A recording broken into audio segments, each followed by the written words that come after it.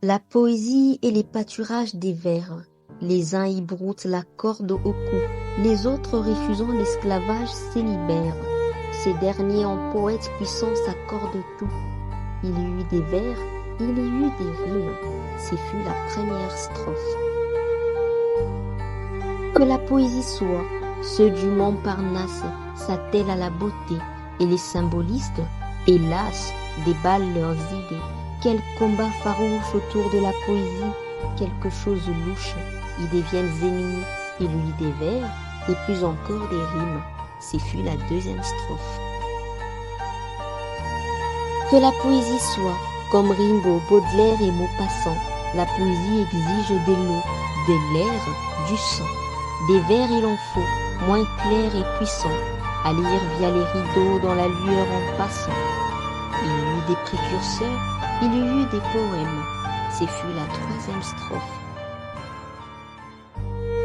Que la poésie soit, s'exprimant en larmes deux fois en allégresse, pour dire en divers ce qu'Hugo dit en 1000 pages, par des vers des fois pervers, surtout sans maquillage. Il y eut une feuille, une plume et de l'encre, ce fut la quatrième strophe.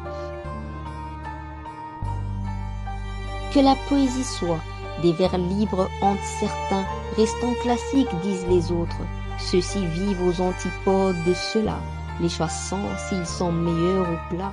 Il y eut des courants, il y eut des opinions, ce fut la cinquième strophe.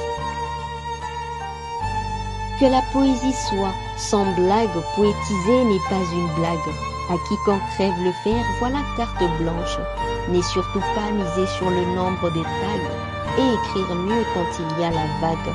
Il y eut des lards, il y eut des normes, ce fut la sixième strophe.